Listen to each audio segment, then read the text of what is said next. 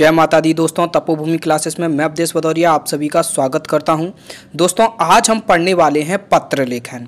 दोस्तों चैप्टर को स्टार्ट करने के पहले मैं आपको बता दूं कि ये चैप्टर किन किन परीक्षाओं के दृष्टिकोण से बनाया गया है। तो दोस्तों सबसे पहले एमपीएसआई में 70 नंबर की हिंदी आती है, उसमें पत्र लेखन के 2 या 3 प्रश्न पूछे जाते हैं। दूसरा दोस्तों जो अभी हाल में ही आपका एग्जाम होने वाला है, जेल पुलिस और वन रक्षक की संयुक्त परीक्षा। दोस्तों इसमें 20 नंबर की हिंदी पूछी जाएगी, तो 1 या 2 प्रश्न पूछे जा सकते हैं। और साथ ही साथ दोस्तों पटवारी की आगामी परीक्षा और एमपीपीएससी मेंस के लिए यह एक महत्वपूर्ण टॉपिक है। तो चलिए शुरू करते हैं। पत्र लेखन एक बेहद महत्वपूर्ण टॉपिक है। व्यापम की पिछली परीक्षाओं, चाहे वो है एमपीएसआई हो या फिर लेबर इंस्पेक्टर का एग्रीगेट एग्जाम, दोनों में ही पत्र लेखन से संबंधित काफ़ी प्रश्न पूछे गए। एमपीएसआई में 70 प्रश्न हिंदी के आते हैं, उनमें से 2 या 3 प्रश्न हर एक परीक्षा में पूछे गए थे। वहीं पर लेबर इंस्पेक्टर का जो एग्रीगेट एग्जाम था उसमें 25 प्रश्न हिंदी के पूछे गए थे हर पेपर में। उनमें से 1 या 2 प्रश्न आपका पत्र लेखन से पूछा गया।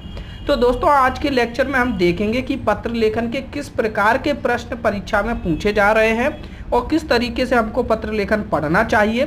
साथ ही साथ एमपीएसआई में पिछले साल जो पेपर में क्वेश्चंस इस टॉपिक से पूछे गए हैं, उनमें से भी कुछ प्रश्नों को हम यहीं पर देखेंगे वीडियो के अंत में। तो दोस्तों शुरू करते हैं। सबसे पहले देखते हैं कि जो पत्र हैं वो सामान्यतः 6 प्रकार के होते हैं। पारिवारिक पत्र, सामाजिक पत्र, व्यावसायिक पत्र, संपादक के नाम पत्र, आवेदन पत्र यानी कि एप्लीकेशंस और सरकारी पत्र यानी कि ऑफिशियल लेटर। ठीक है दोस्तों, तो हम देखेंगे कि इन सबसे पहले इनके बारे में डिटेल में पढ़ने से पहले हम देख लेते हैं कि कोई भी पत्र हो उसकी रूपरेखा क्या होती है, उसकी सामान्य रूपरेखा क्या होती है। तो दोस्तों सबसे पहले होता है भेजने वाले का पता लिखा रहता है, कहीं कहीं उसका नाम भी लिखा रहता है, नीचे उसकी दिनांक लिखी रहती है। ये लेफ्ट या राइट साइड में लिखा जाता है। अलग अलग पत्रों में अलग अलग चीज़ें हैं। उसके बाद संबोधन होता है। संबोधन यानी कि किसी को संबोधित करना। जैसे कि मान लीजिए आप अपने पिताजी को पत्र लिख रहे हैं तो वहाँ पर आप लिखेंगे प्रिय पिताजी या पूज्य पिताजी।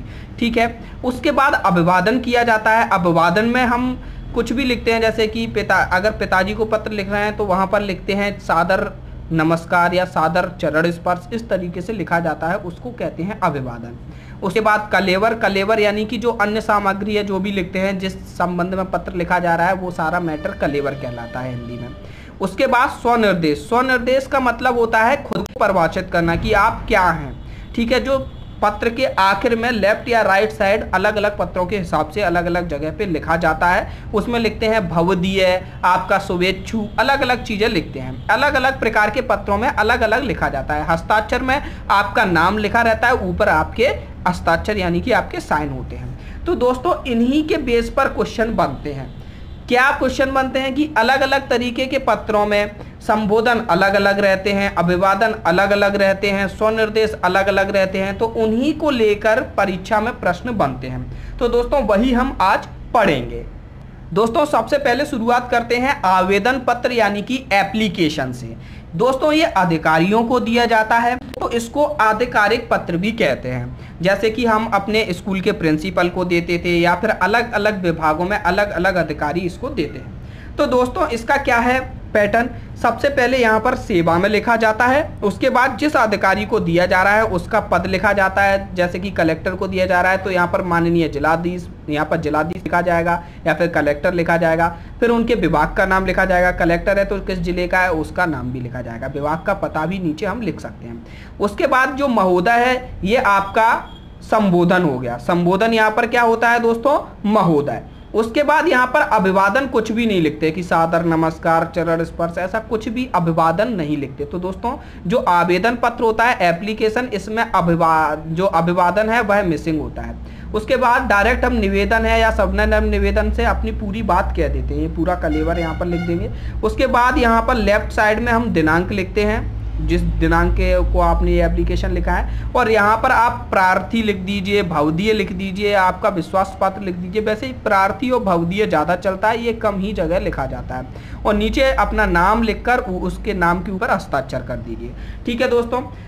दोस्तों क्या रहता है कि देखिए ज़्यादातर पैटर्न यही रहता है। अगर आप मान लीजिए स्कूल के प्रिंसिपल को लिखना चाह रहे हैं तो आप भी उसी स्कूल में के छात्र हैं और उनके प्रिंसिपल को लिखना चाह रहे हैं, तो ये चीज़ें क्लियर हैं कि आप किसको लिखना चाह रहे हैं, तो आप डायरेक्ट यहीं से सेवा से शुरू कर सकते हैं। लेकिन दोस्तों कभी अगर हम इस तरीके का पत्र लिखें जहाँ पर जो संबंधित अधिकारी है उसको यह मालूम नहीं है कि ये जो पत्र है उसी के मतलब जो प्रभाव क्षेत्र में जो अधीनस्थ है उसका पत्र ना होकर किसी अन्य व्यक्ति का पत्र है, तो वह अपना पता यहाँ पर राइट साइड में लिख सकता है। यहाँ पर वो अपना पता लिख सकता है। जैसे कि ये आपको एक नमूना दिख रहा होगा, ये नमूना देखिए, अपने गांव में पाठशाला खुलवाने के लिए ये पत्र लिखा गया है। तो दोस्तों ये क्या है, जिला परिषद के अध्यक्ष को लिखा गया है, ठीक है, वह आपके गांव में पाठशाला खुलवाने के लिए प्रयास करेगा, इसलिए उसके लिए ये लिखा गया है पत्र। ठीक है दोस्तों, तो यहाँ पर क्या है, आप जिला परिषद के किसी अधीनस्थ ने तो ये पत्र लिखा नहीं है, एक सामान्य ग्रामीणों ने मान लीजिए पत्र लिखा है,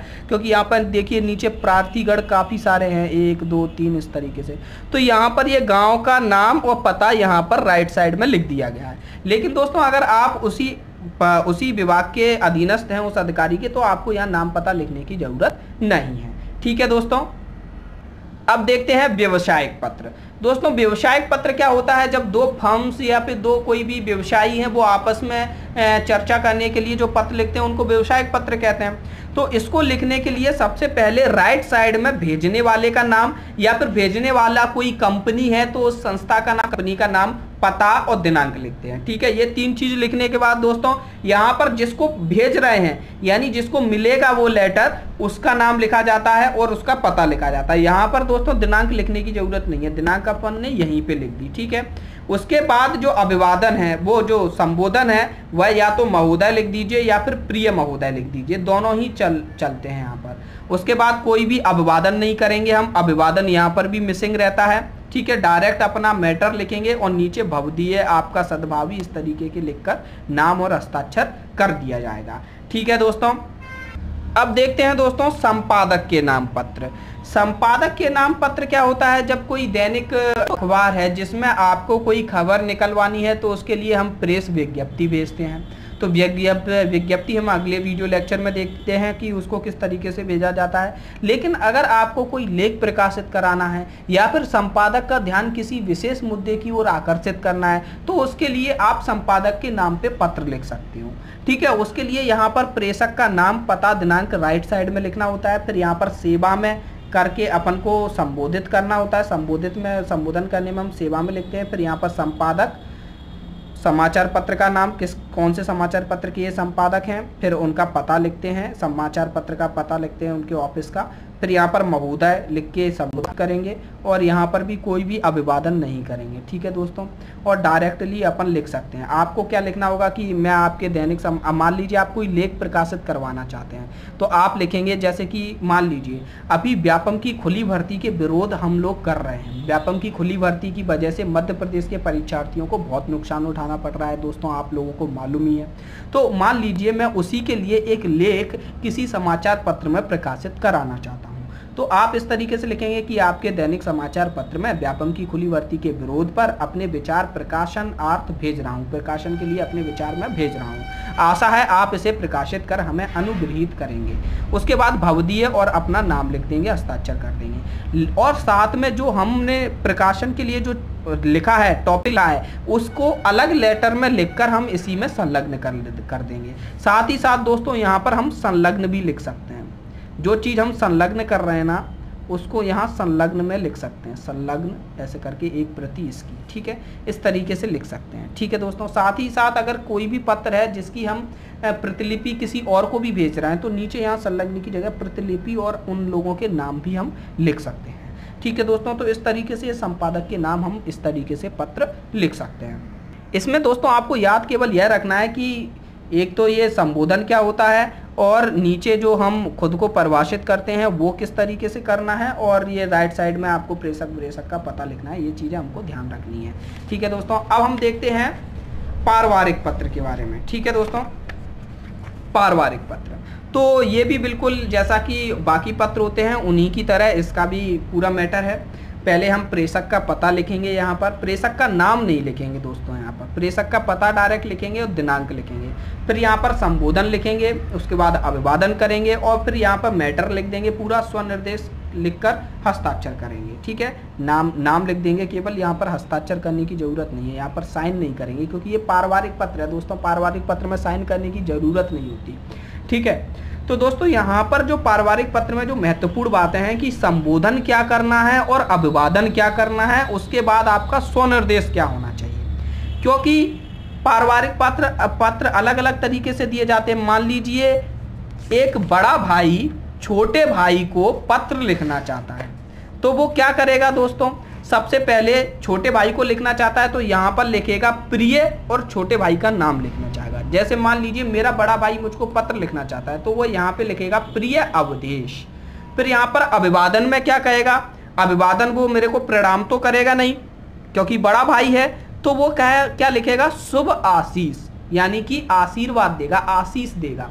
तो यहाँ पर शुभ आशीष लिखेंगे, शुभ आशीष, और उसके बाद पूरा मैटर लिख देंगे जो भी लिखना होगा। और आखिर में क्या लिखेंगे, तुम्हारा शुभ आकांक्षी, तुम्हारा शुभ आकांक्षी, आपका अच्छा चाहने वाला, और फिर अपना नाम लिख देंगे। ठीक है दोस्तों, इस तरीके से।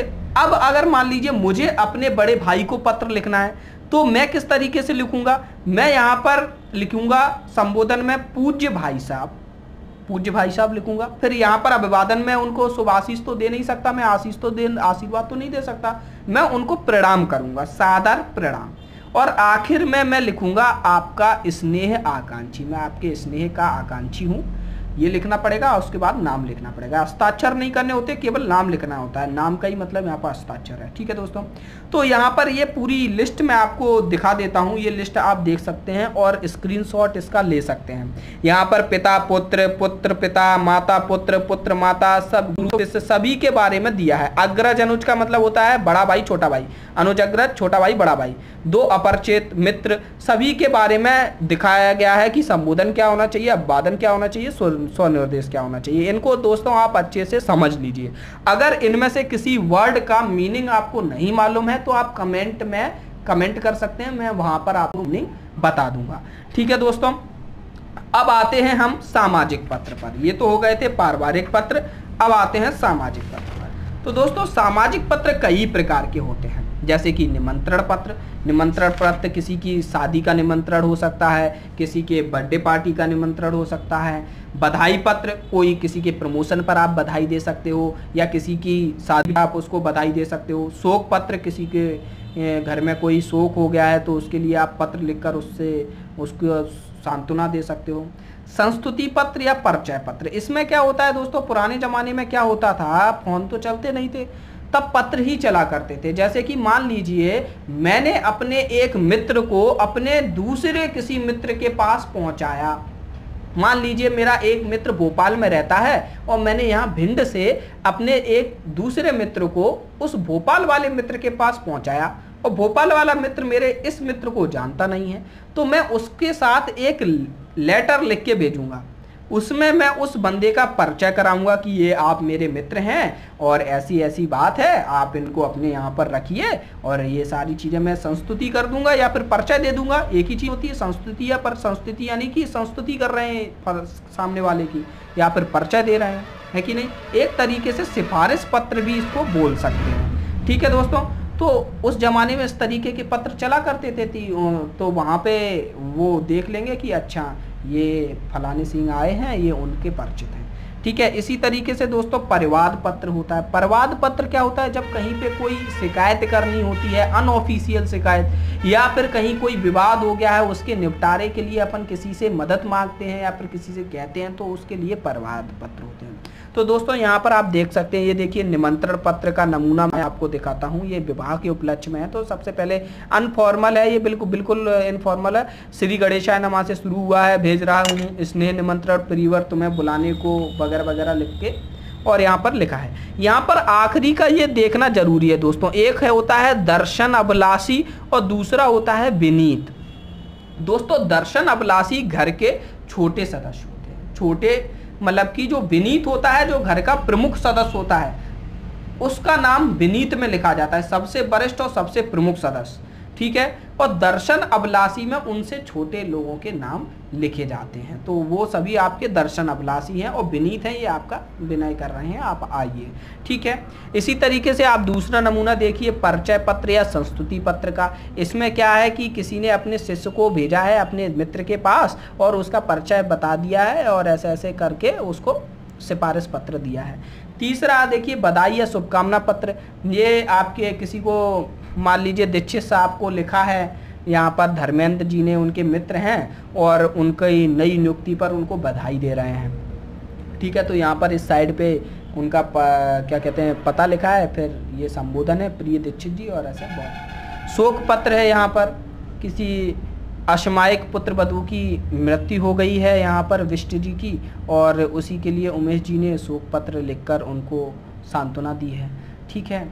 और यहाँ पर आखिरी नमूना है परिवाद पत्र का। परिवाद पत्र में क्या है दोस्तों कि पोस्ट मास्टर को पत्र लिखा है डूंगाधारा अल्मोड़ा से, प्रमोद पंत जी ने पत्र लिखा है और वो कह रहे हैं कि जो पोस्टमैन है वह बहुत ही बदमाशी दे रहा है, तो उसकी ओर ध्यान आकर्षित कर रहे हैं। तो ये कोई ऑफिशियल लेटर नहीं है, इसलिए इसको सामाजिक पत्र कहा गया है, ठीक है दोस्तों। अब दोस्तों आखिरी बचा है आपका सरकारी पत्र। दोस्तों सरकारी पत्र में केवल सरकारी पत्र ही नहीं है, और भी कईयों टॉपिक हैं, जैसे कि सरकारी कार्यालयों के पत्र, उनके टिप्पण हैं, टिप्पणी, आलेखन, ड्राफ्टिंग, नोटिंग, ये सारी चीज़ें हैं। साथ ही साथ प्रेस विज्ञप्ति, तो उनके लिए हम एक अलग वीडियो लेक्चर तैयार करेंगे। शासन आदेश वगैरह बहुत सारा एक बड़ा मैटर है, तो उसके लिए हम अलग वीडियो लेक्चर तैयार करेंगे, वहाँ पर हम उसको देखेंगे। अभी हम जो MPSI में पिछले साल जो कुछ क्वेश्चंस आए थे इस टॉपिक से रिलेटेड, उनको पढ़ते हैं, ठीक है दोस्तों। तो देखते हैं दोस्तों, ये 15 सितंबर का पेपर है और इसमें 3 प्रश्न पत्र लेखन से संबंधित पूछे गए थे। 70 में से 3, तो एक अच्छा आंकड़ा है दोस्तों। पहला क्वेश्चन था पुस्तक मंगाने हेतु पत्र किसे लिखा जाता है, संपादक को, प्रकाशक को, ग्राहक को या मुद्रक को। दोस्तों जब हम पुस्तक मंगाते हैं तो संपादक को तो लिखेंगे नहीं, संपादक तो पुस्तक को संपादित कर रहा है। प्रकाशक को हो सकता है, ग्राहक को तो लिखेंगे, ग्राहक तो हम खुद है ना। और मुद्रक यानी जो छापता है, तो जो छापता है उसका काम नहीं होता दोस्तों पुस्तक को बेचना, प्रकाशक का काम होता है ये सब कुछ। तो हम प्रकाशक को पत्र लिखते हैं पुस्तक मंगाने के लिए, ठीक है दोस्तों। अगला देखिए क्या है, पत्र सामान्यतः कितने प्रकार के होते हैं। तो दोस्तों हम ये पढ़ ही चुके हैं, 6 प्रकार के पत्र होते हैं, तो आपका आंसर हो जाएगा 6। अगला है पुत्र के द्वारा पिता के लिए पत्र में अभिवादन होगा। तो पुत्र पिता को क्या अभिवादन करेगा, आपका आज्ञाकारी। दोस्तों ये तो क्या है, स्वनिर्देश होता है आपका आज्ञाकारी। स्नेह आशीष, सादर प्रणाम, शुभ आकांक्षी। शुभ आकांक्षी भी आपका स्वनिर्देश हो गया। तो ये स्नेह आशीष और सादर प्रणाम, ये दोनों ही केवल अभिवादन है। अब उसमें भी पुत्र के द्वारा पिता के लिए क्या होगा, पुत्र जब पिता को अभिवादित करेगा तो क्या कहेगा, या तो सादर प्रणाम करेगा या फिर चरण स्पर्श लिखेगा। तो यहाँ पर होगा आपका आंसर सादर प्रणाम। तो दोस्तों इसी तरीके से आप देख सकते हैं 2-3 क्वेश्चन बहुत ही सरल क्वेश्चन पूछे जाते हैं। बस हमको ये याद रखना है कौन सा पत्र कैसा होता है, किसमें कौन सा अभिवादन होता है, किसको किस तरीके से लिखते हैं, ठीक है दोस्तों। तो ये वीडियो लेक्चर आपको कैसा लगा ये आप जरूर बताइए, ठीक है। इस वीडियो लेक्चर को अगर आपको रिवाइज करना है तो आप नीचे डिस्क्रिप्शन में जाइए, वहाँ पर टेबल ऑफ कंटेंट दिया है, वहाँ पे हर एक ये बिंदु पर ये बताया गया है कि कितने समय पर कौन सी चीज़ समझाई गई है। तो उसकी मदद से आप इस लेक्चर को रिवाइज कर सकते हैं और हर एक लेक्चर को इसी तरीके से आप रिवाइज कर सकते हैं। दोस्तों आप अपने दोस्तों को भी तपोभूमि क्लासेस के बारे में ज़रूर बताइए। जो लोग भी व्यापम परीक्षाओं की तैयारी कर रहे हैं, SSC CGL की तैयारी कर रहे हैं, CHSL की तैयारी कर रहे हैं, आपको यहाँ से सभी से संबंधित मटेरियल मिलेगा। धन्यवाद, जय माता दी।